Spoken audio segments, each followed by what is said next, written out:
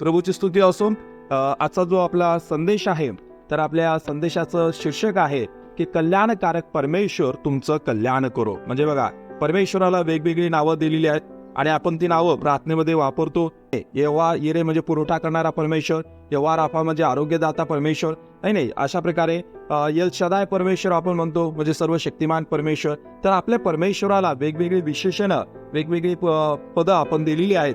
आणि तशाच प्रकारे आणखीन एक पद पवित्र शास्त्र परमेश्वराला तिथे आणते, म्हणजे कल्याण करणारा परमेश्वर. आपला परमेश्वर कल्याण करणारा आहे आणि बायबल सांगतं की कल्याण करणारा परमेश्वर आपलं कल्याण करतो. ऐकायला किती चांगलं वाटते, हे नाही वाटते की नाही? आपलं कल्याण व्हावं, हे नाही सगळ्यांनाच वाटते की माझं कल्याण व्हावं. मग पवित्र शास्त्र सांगतं की परमेश्वर हा कल्याणकारक परमेश्वर आहे आणि तो आपलं सगळ्यांचं कल्याण करण्यासाठी तयार आहे. परंतु जर पवित्र शास्त्रात आपण वाचलं तर एका ठिकाणी आपण पाहतो, स्तोत्रसंहिता 4 आणि 6 मध्ये स्तोत्रकर्ता एक प्रश्न विचारत आहे आणि तो म्हणतो, आमचं कल्याण कोण करेल? अनेक लोकांना हा प्रश्न पडतो आणि अनेक लोक यावरती विचार करतात, आमचं कोण बरं करेल, आमचं कल्याण कोण करेल? कारण की कसं माहितीये का, या जगामध्ये राहत असताना आपण पाहतो अनेक असे लोक आहेत ज्यांना आपलं कल्याण झालेलं आवडत नाहीये. मला वाटते तुम्ही ऐकलं असेल, लोकांना ते शाप देतात. नाही तुम्ही बघितलं की नाही मला माहित नाही, खास करून बायका भांडणं करत असताना बोटं मोडतात आणि काय म्हणतात, तुमचं वाटोळं होतं. म्हणजे वाटोळं व्हावं असं लोकांची अपेक्षा असते की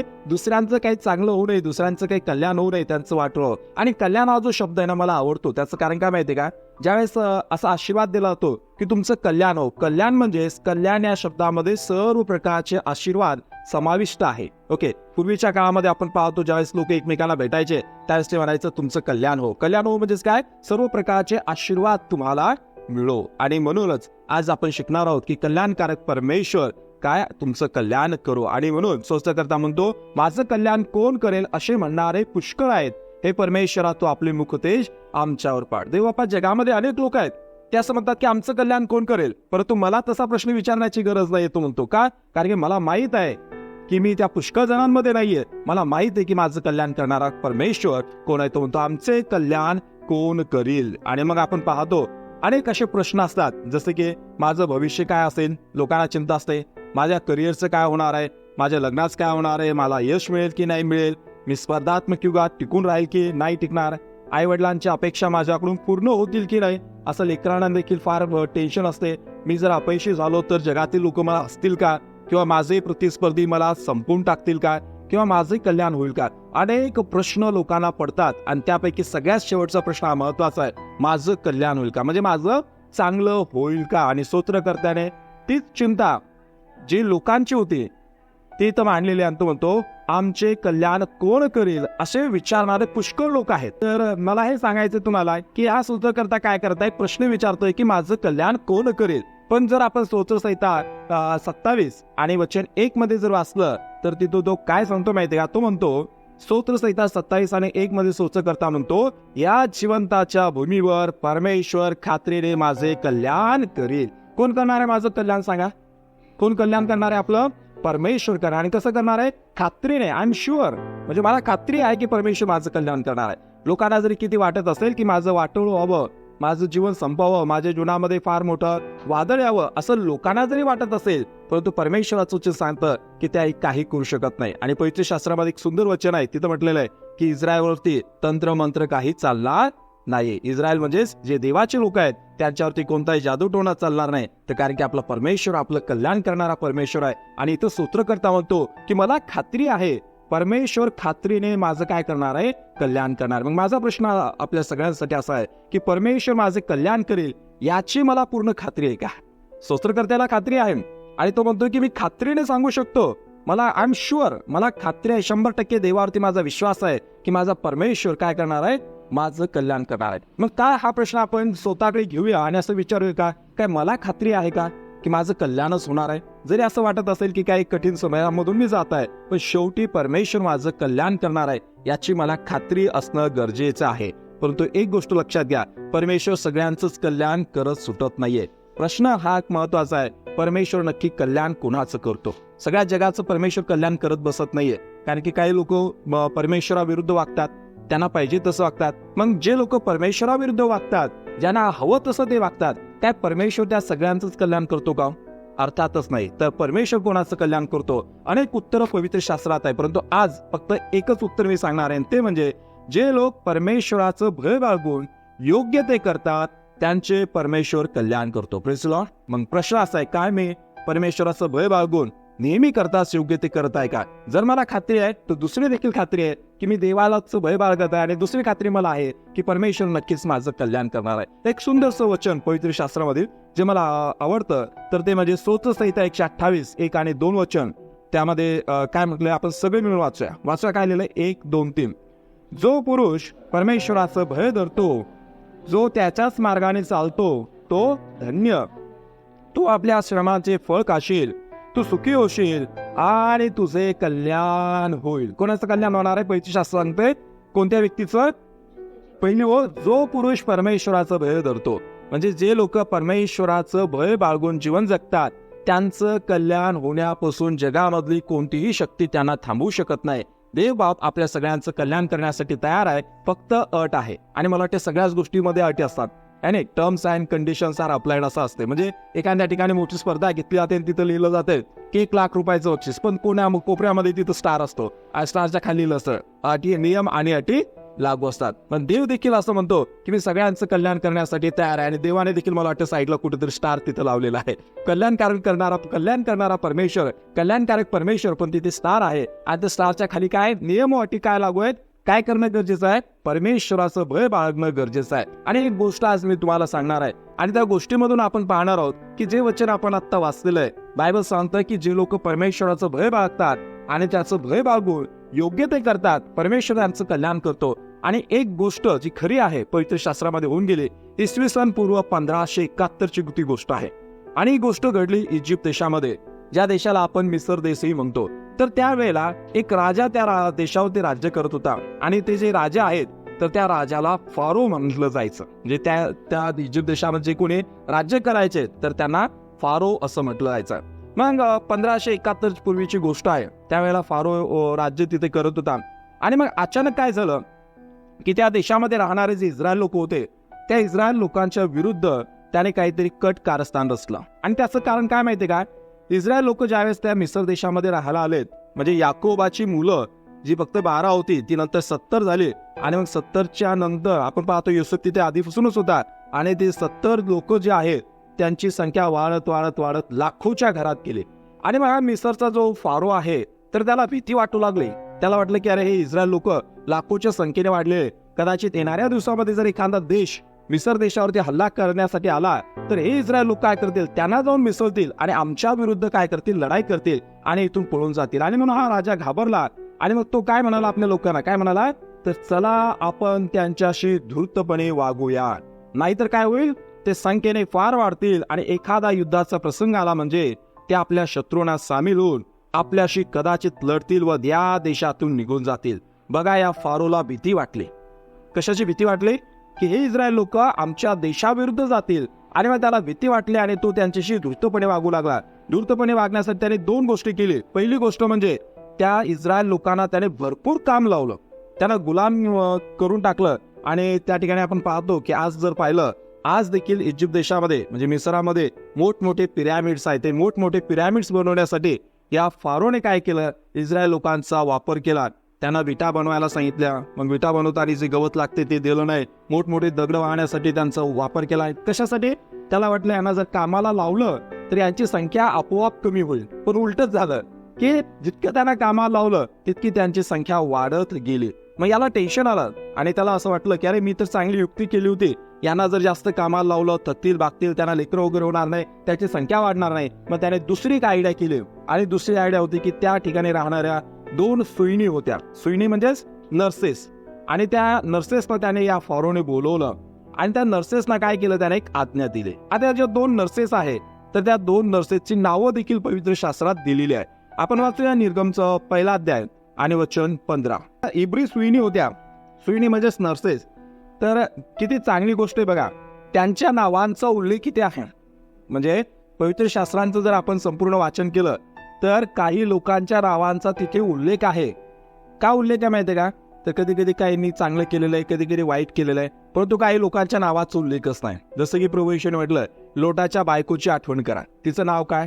माहित नाही, म्हणजे तिचं नावाचा देखील उल्लेख नाही, कारण की तिने काय केलेलं आहे, चांगलं काही काम केलेलं नाही, देवाचे आज्ञा उल्लंघन केलंय. पण इथे आपण पाहतो की 2 स्त्रियांचं नावं इथे आहेत, त्या नर्सेस आहेत. एकीचं नाव काय सांगा, शिप्रा, आणि दुसरीचं नाव काय, बुवा.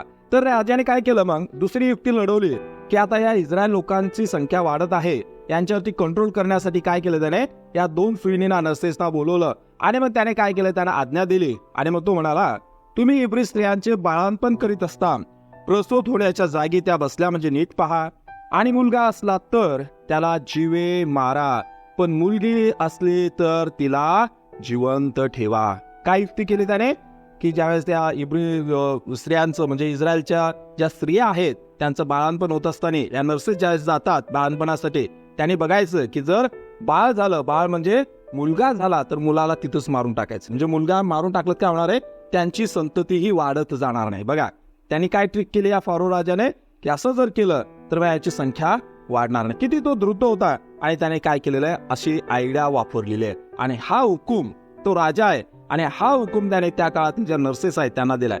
आणि पूर्वीच्या काळामध्ये असं आता असं नर्सेस आहेत किंवा हॉस्पिटल्स आहेत, किंवा जशा प्रकारे आपण पाहतो डिलिव्हरी हॉस्पिटलमध्ये होते, तसं पूर्वीच्या काळामध्ये व्हायचं नाही, ते घरामध्ये सगळ्या गोष्टी व्हायच्यात.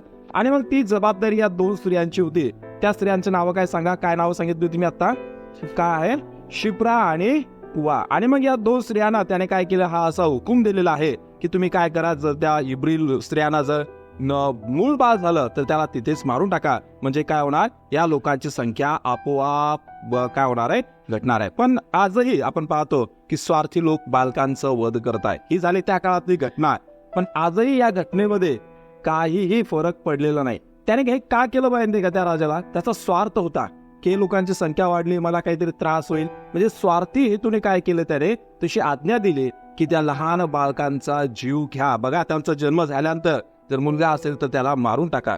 आजही स्थिती तशीच आहे. आणि ज्यावेळेस मी विकिपीडियामध्ये थोडीशी माहिती काढत होतो, तर खास करून आज आपण पाहतो मुलांबद्दल नाहीये तर मुलींबद्दल लोक काय आहेत, फार क्रूरतेने वागत आहेत. आणि ती माहिती अशी होती की केंद्र सरकार के आंकड़ों के आधार पर प्यू रिसर्च सेंटर का एक शोध वर्ष 2000 ते म्हणजे 2019 में कम से कम 9 मिलियन महिलाओं के भ्रूण हत्या का संकेत देता है. म्हणजे 2000 ते 2019 या सालामध्ये किती, 9 मिलियन म्हणजे 90 लाख स्त्री भ्रूण हत्या झाले. म्हणजे बाळ झालं आणि नंतर ज्यावेळेस समजलं की ते बाळ म्हणजे मुलगी आहे, ज्यावेळेस घरच्या लोकांना समजलं की मुलगी आहे, तर अशा 90 लाख मुलींचा वध केलाय, त्यांना जग दिसू दिलं नाही. म्हणजे बघा किती स्वार्थीपणा आजही आहे. त्या काळामधल्या फारोने तशी कृत्य केलं, आजही लोक तसे करतायत. आणि अनेकांना मुली नको आहेत. मला माहित नाही त्यांना किती ते अंधश्रद्धेमध्ये गेलेले आहेत किंवा इतक्या जुन्या परंपरेमध्ये लोक गुंतलेले आहेत की त्यांना मुली नको आहेत. म्हणजे स्त्रियांना देखील मुली नको आहेत, म्हणजे ज्या स्त्रिया मुली आहेत त्यांना देखील मुली नको आहे. ही किती दुःखाची बाब आहे. आणि ही आकडेवारी आपल्याला सांगतं की लोकांची विचारसरणी किती बुरसटलेली आहे. आणि वंशाचा दिवा, वंशाची पत्नी पण असू शकते ना, असू शकते की नाही, दिवाच पाहिजेत त्यांना. मग वंशाचा दिवा या नावाखाली कितीतरी गोष्ट होते. परंतु पवित्र शास्त्र काय सांगते माहिती आहे, फार सुंदरतेने सांगते की का मुलगाच असेल तर तो काळजी गेली अशी काही गॅरंटी नाहीये. संतती मग मुलगा असो की मुलगी असो, जर चांगले संस्कार असतील तरच ती काळजी घेतील. मुलगा किंवा मुलगी याच्यामध्ये मला वाटते लोकांनी फारसा विचार करायला नको. जर ते करत असतील तर त्यांच्यामध्ये आणि हा इजिप्तचा होऊन गेलेला फारो याच्यामध्ये काहीच फरक नाही. आणि अशीच एक घटना कधी घडली माहिती का, सिमिलर गोष्ट ही मोशेच्या काळामध्ये या गोष्टी घडलेल्या आहेत. आणि अशीच एक गोष्ट आपण पाहतो, प्रभू येशूचा जन्म झाला त्यावेळेला मागे लोक आलेत आणि मग ते काय हेरोद राजाला जाऊन भेटलेत आणि त्यांनी सांगितलं की यहुद्यांचा राजा जन्मला, त्याला आम्ही भेटायला आलो होतो कुठे. आणि हे ऐकून तो अस्वस्थ झाला, यरुशलेम सगळं अस्वस्थ झालं. का, कारण की त्याला त्याच्या ऐवजी दुसरा राजा नको होता.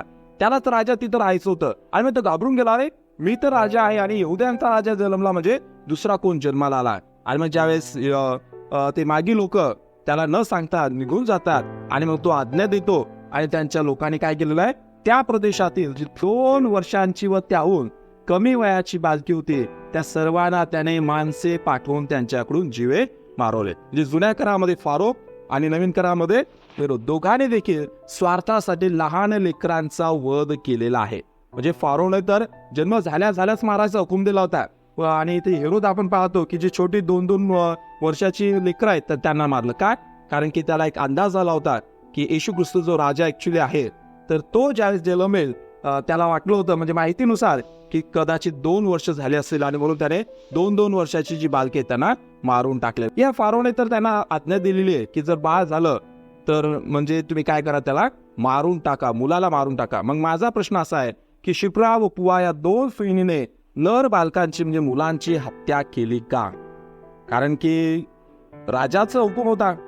खुद्द राजाने जर हुकूम दिलेला आहे, या सुईणींना सांगितलेलं आहे की जर मुलं झालेले आहेत, तुमच्या लक्षात आलं की मुलगा आहे, तर तिथेच त्याला मारून टाकायचं. मग प्रश्न असा आहे की काय त्यांनी तसं केलं का? तर पवित्र शास्त्र आपल्याला काय सांगते बघा, त्या सुईणी देवाचं भय बाळगणार होत्या म्हणून त्यांनी मिस्री राजाच्या हुकुमाप्रमाणे न करता मुलगे हे जिवंत राहू दिले. काय कारण आहे बघा, एवढं मोठं गोष्ट ते का करू शकलेत? पवित्र शास्त्र आपल्याला काय सांगतंय? काय सांगतंय? त्या सुईणी कोणाचं भय बाळगलं? देवाचं भय बाळगणाऱ्या होत्या आणि म्हणून त्याने एका राजांची देखील आज्ञा म्हणजे काय केली, ती मानलेली नाहीये. त्या आज्ञेला त्यांनी फारसं महत्व दिलं नाही, कारण की त्यांना माहित होतं फारोने दिलेली आज्ञा ही देवाला न आवडणारी अशी. किंवा हे सोप्या शब्दामध्ये आपण असं सांगू शकतो की या स्त्रिया मनुष्याच्या भयाला बळी पडल्या नाही. काय? कारण त्या देवाचं भय बाळगणार होत्या. म्हणजे ज्यावेळेस आपण देवाचं भय बाळगतो ना, तर देवाचं भय आपल्याला वाईट गोष्टी करण्यापासून परावृत्त करते, हे इथून आपल्याला शिकायला मिळते. आणि मग काय झालं, ज्यावेळेस त्या राजाकडे बातमी गेली की अरे मी या स्त्रियांना तर हुकूम दिला होता की जर मुलगा झाला तर मारून टाका, आणि या स्त्रियाने तर मारून नाही टाकलं. आणि मग ज्या वेळेला त्या राजाला समजलं, फारोला समजलं, त्यावेळेस त्यांना प्रश्न केला आणि तो म्हणाला, तुम्ही काय केलंय? मुलगे का जिवंत राहू दिले? बघा, विचारलं की तुम्ही कसं काय केलं? मी तर तुम्हाला हुकूम दिला त्यांना ठार मारायचं. मग त्यावेळेला त्या स्त्रियाने उत्तर दिलं, ज्यावेळेस आम्हाला म्हणजे बातमी समजते, निरोप येतो की बाळणपणासाठी जायचं, आणि आम्ही त्यांच्या घरी जायपर्यंत त्यांचं बाळणपण होते. आता जर बाळ जन्मलेला आहे तर आता तर आम्ही त्याला मारू शकत नाही. त्याचा जन्म होत असतानाच आम्ही मारू शकत होतो, पण ज्यावेळेस आम्ही जातो त्याच्या पूर्वीच काय होते, त्यांना बाळ होत आहेत. ऍक्च्युली खोटं बोललेलं आहेत. मग कधी कधी लोक आम्हाला विचारतात की खोटं बोललं तर चालते का? तर आता पवित्र शास्त्र सांगते की खोटं बोलायला नाही पाहिजेत. मग असाही प्रश्न विचारतात की जर एखाद्याचं भलं होत असेल तर त्यासाठी खोटं बोललेलं चालते का? आता या खरं म्हणजे इथं पाहतो की अगदी स्पष्टपणे काय केलेलं, त्या खोटं बोललेल्या आहेत, पण त्यांना कोणाचा तरी जीव वाचवायचा होता. आणि लोक म्हणतात ज्यावेळेस एखाद्याच्या जीवावरती भेटते तर त्यावेळेस थोडं खोटं बोललेलं चालतंय. आणि इथं बघा ना, ह्या जर खोटं बोलल्या नसत्या तर कितीतरी जे लेकरं आहेत तर ते मारले गेले असते. परंतु सहसा करून बायबल आपल्याला प्रेरित करते की आपण सत्य तेच बोलावं. आता ह्या ज्या 2 स्त्रिया आहेत ज्यांच्याबद्दल आपण पाहिलं, तर एकीचं नाव काय होतं आणि दुसरीचं नाव काय होतं? ओके, तर यांनी काय केलंय, मनुष्याचं भय बाळगलं नाही, देवाचं भय बाळगलं. आणि मग त्याचा परिणाम स्वरूप पवित्र शास्त्र आपल्याला सांगतं, काय सांगतं, याबद्दल देवाने सुईणीचे काय केले, कल्याण केले. इस्रायल लोक तर बहुगुणित होऊन फार प्रबळ झाले. त्या सुईणी देवाचं भय बाळगणाऱ्या होत्या म्हणून त्याने त्यांची घराणे स्थापित केली. Praise Lord. किती चांगला संदेश आहे की परमेश्वराचं त्यांनी ऐकलं. म्हणजे एक मनुष्य आहे, फारोने त्यांना हुकूम दिला होता की मुलांना ठार मारायचं, पण त्यांनी त्या फारोचं ऐकलं नाही. त्याने देवाचं भय बाळगलं, आणि देवाचं भय बाळगल्यामुळे देवाने ते पाहिलं. लक्षात द्या, हे सगळ्या गोष्टी कुठं होत आहेत? घरात होत आहेत. कुठं व्हायला लागल्यात? बाळणपणे घरामध्ये होते. परंतु एक गोष्ट आपण लक्षात घेतली पाहिजे की परमेश्वराची नजर सगळ्यांकडे असते. म्हणजे आपण उघड जरी काहीतरी चांगली सत्कृत्य नाही केली, घराच्या आत जरी कुठे केली, लपून केली, कोणाला माहीत जरी नसेल, तरी देखील देवाच्या नजरेमधून आपलं कोणतंही चांगलं काम लपून राहत नाहीये. हे या उदाहरणामधून आपल्याला समजतंय की त्यांनी चांगलं काम केलं, देवाचं भय बाळगलं, आणि त्या लहान लेकरांचा काय केलेला, बळी दिला नाही, त्यांचं खून त्याने केलं नाही. आणि मग बायबल सांगतं की परमेश्वराने त्यांना काय केलेलं आहे, प्रतिफळ दिलं, त्यांचं कल्याण केलं. कल्याण केलं म्हणजेच काय, त्याची घराणे स्थापित केली. म्हणजे परमेश्वराने इतका आशीर्वाद दिला. मला वाटते त्यांची घराणे, जसं की अनेक लोक म्हणतात की लेवी वंशामध्ये मधून त्या कदाचित असाव्यात, आणि परमेश्वराने त्यांचा देवाच्या सेवेसाठी वापर करून गेला. काही असो, परंतु 1-2 शब्द तरी स्पष्टपणे सांगतात, परमेश्वराने त्या 2 बहिणींचं कल्याण केलेलं आहे आणि त्यांची घराणे स्थापित झाली. कशामुळे? त्यांनी काय केलेलं आहे, मनुष्याचं नाही तर परमेश्वराचं ऐकलंय. कारण की मनुष्य त्यांना काहीतरी चुकीचं, परमेश्वराला जे आवडत नाही ते करायला सांगत होता. आणि मग आजही याचं लागूकरण तुमच्यासाठी आणि माझ्यासाठी हे आहे. कलस्तिकराचं पत्र आपल्याला सांगतं की जे काही तुम्ही करता ते माणसासाठी म्हणून करू नका, तर प्रभूसाठी म्हणून जीवे भावे करा. त्यांनी त्या माणसासाठी केलं नाहीये, त्यांनी भय बाळगलं नाही त्या माणसाचं, त्यांनी प्रभूसाठी ते केलेलं आहे. आणि आज प्रकटीकरण 22 आणि 12 मध्ये देखील आपल्याला आणखीन एक वचन दिलेलं आहे, आणि तिथं म्हटलं पहा मी लवकर येतो, म्हणजे प्रभूबद्दल सांगितलं, प्रभू येशूबद्दल. आणि प्रत्येकाला ज्याच्या त्याच्या कृत्याप्रमाणे देण्यास माझ्याजवळ वेतन आहे. आपली कृती काय असणार आहे? आपण देवाचं भय बाळगून जीवन पूर्ण करणार आहोत की मनुष्याच्या भयामध्ये राहून चुकीच्या गोष्टी करणार आहोत? हा निर्णय आपल्यावरती. त्या 2 बहिणीने स्ट्रॉंग निर्णय घेतला की नाही, आम्हाला त्याचं ऐकायचं नाही. का? कारण की तो आम्हाला काहीतरी चुकीचं करायला सांगत आहे, आम्हाला देवाचं ऐकायचं. आणि या 2 स्त्रियांची नावं मला फार इंटरेस्टिंग वाटतात. एकीचं नाव जे आहे ते शिप्रा आहे, आणि शिप्राचा अर्थ काय माहिती तुम्हाला? सौंदर्य. सौंदर्य म्हणजेच ब्युटी. आणि जी दुसरी जी स्त्री आहे तर तिचं नाव काय? पुआ. पुआ म्हणजेच लिटिल गर्ल, म्हणजेच लहान मुलगी. त्यांची नावं बघा काय आहे. तर काय नाव? एकीचं शिप्रा म्हणजेच काय? सौंदर्य. आणि दुसरीचं नाव काय? पुआ म्हणजे लहान मुलगी. लहान मुलगी म्हणजेच आपण पाहतो की लहान मुलगी शब्द ज्यावेळेस आपण वापरतो तर त्यावेळेस आपण दाखवतो की ते निरागस आहे आणि लहान लेकरासारखा येतो. म्हणजे कसं?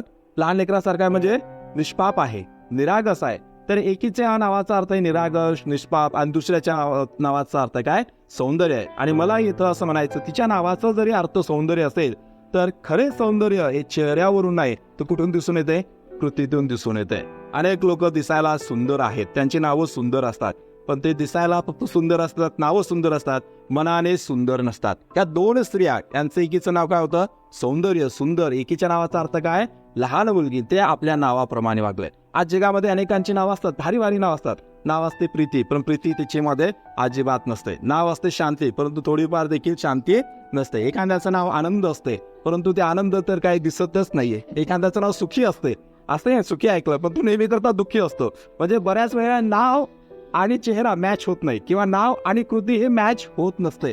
परंतु या दोघींचं नाव आणि त्यांची कृती मॅच झालेली आहे. आज आपलं नाव काय आहे? आपण जर प्रभू येशूची भक्ती करतोय तर पवित्र शास्त्र आपल्याला काय सांगते? जे लोक ख्रिस्तावरती विश्वास ठेवतात, ख्रिस्ताचं अनुकरण करतात, त्यांना ख्रिस्ती असं म्हटलेलं आहे. मग बऱ्याच वेळेला काय प्रश्न आपल्यासाठी आहे की काय आपण आपल्या नावाप्रमाणे वागत आहोत का? किंवा आणखी सोपं, पवित्र शास्त्र सांगते की जितक्याने त्याच्यावरती विश्वास ठेवला तितक्यानं त्याने देवाची लेकरं होण्याचा अधिकार दिलाय. आपण कोण आहोत? देवाची लेकरं. मग टायटल तर आपलं देवाची लेकरं आहे, आणि काम कसं होतं एक बऱ्याच लोकांचं? सैतानाची लेकरासारखं. म्हणजे टायटल आणि काम याच्यामध्ये कुठेतरी गफलत होत आहे. परंतु देवास्तुती असो की ह्या 2 स्त्रियांचं नाव आणि त्यांचं काम मॅच होत होतं. आज देखील यांच्या जीवनाबद्दल एक सुंदरसा संदेश तुमच्यासाठी आणि माझ्यासाठी आहे की आपलं नाव आणि आपलं काम मॅच होणं गरजेचं आहे. आपण देवाची लेकरं आहोत आणि देवाच्या लेकराप्रमाणे आपली कृती असली पाहिजे. आणि म्हणून बघा यांचं काय झालं? प्रशंसा झालंय. आणि पवित्र शास्त्र नीतिसूत्र 31 आणि 30 मध्ये सांगतं, किती सुंदररित्या ते सांगितलंय. सौंदर्य भुलविणारे आहे व लावण्य काय आहे? व्यर्थ आहे. परमेश्वराचे भय बाळगणाऱ्या स्त्रीची काय होते? प्रशंसा होते. बघा, सौंदर्य भय बोलवणार आहे, लावण्य व्यर्थ आहे, परंतु जे लोक परमेश्वराचं भय बाळगणारी स्त्री आहे तर तिची प्रशंसा होते, असं पवित्र शास्त्र आपल्याला सांगतं. आणि आणखीन एक वचनामध्ये म्हटलंय, नीतिसूत्रे 10 आणि 7 मध्ये म्हटलंय, नीतिमानांच्या स्मरणाने धन्यता वाटते, दुर्जनांचे नाव वाईट होऊन जाते. त्या फारोचं नाव आज आपण कसं घेतो? एक वाईट आणि दुष्ट राजा म्हणून. पण या 2 बहिणींचं नाव आज आपण कसं घेताय? विश्वासू आणि प्रामाणिक स्त्रिया म्हणून, देवाचं भय बाळगणाऱ्या स्त्रिया म्हणून. म्हणजेच आपली कर्म शेवटी ठरवतात की आपली आठवण कशी राहणार आहे.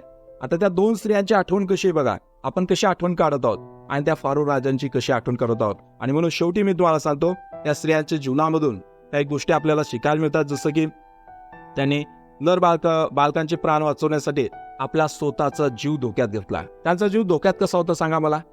त्यांना भीती होती की नाही? भीती होती.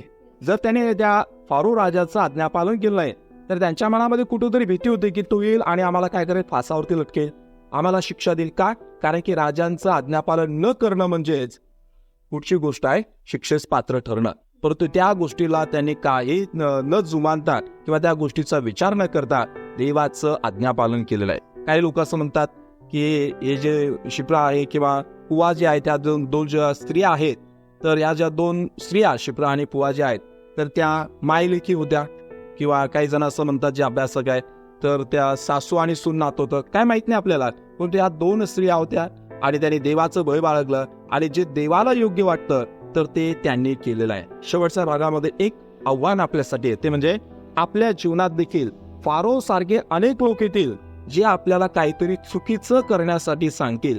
तेव्हा आपण कोणाचं ऐकणार? कोणाचं भय बाळगणार? त्या व्यक्तीचं की देवाचं? काय केलं पाहिजे आपण?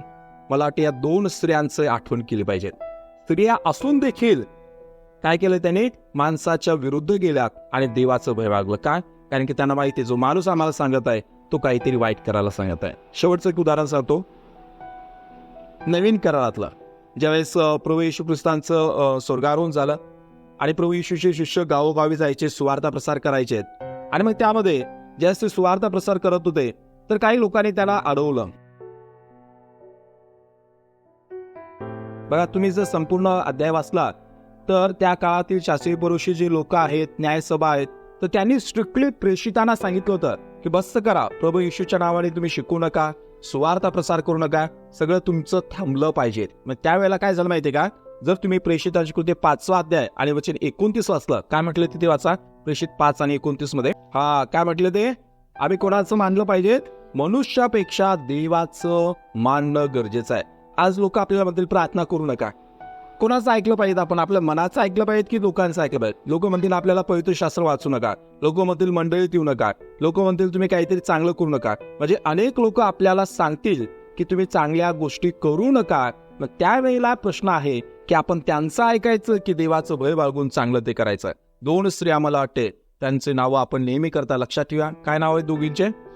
आणि वा, या 2 तेवढीच माहिती फक्त त्यांची पवित्र शास्त्र आहे, दुसरीकडे त्यांच्या नावाचा उल्लेख नाही. परंतु तेवढी माहिती देखील आज आपल्याला त्यांना एक आदर्श म्हणून आपल्या पुढे ठेवतोय आणि काहीतरी चांगलं करण्याचं सांगते. काय होतं आपलं सुरुवातीचं शीर्षक, कल्याणकारक परमेश्वर तुमचं कल्याण करो. आणि कल्याणकारक परमेश्वर सगळ्यांचंच कल्याण करत नाही, तर कोणाचं कल्याण करतो, तो जे लोक त्याचं भय बाळगून चांगलं जे करतात त्यांचंच तो काय करतो, कल्याण करतो. आणि शेवटचं आपल्यासाठी आव्हान आहे की ज्या शिप्रा व पुआ 2 स्त्रिया होत्या त्याप्रमाणे देवाचं भय बाळगून जीवन जगल्यास मला वाटते नक्कीच परमेश्वर देखील आपलं काय करणार आहे, कल्याण करणार आहे. नेहमी करता असं आव्हान प्रत्येकाच्या लाईफमध्ये येणार आहे. ज्यावेळेस ते येईल तेव्हा त्या 2 स्त्रियांची, शिप्रा व पुआंची आपण आठवण केली पाहिजे. आणि नक्कीच जर परमेश्वर त्यांचं कल्याण करू शकतो तर आजही आपलंही कल्याण करू शकतो. कारण की परमेश्वर पवित्र शास्त्र काय सांगते, तो बदलत नाही, तो आहे तसाच असतो.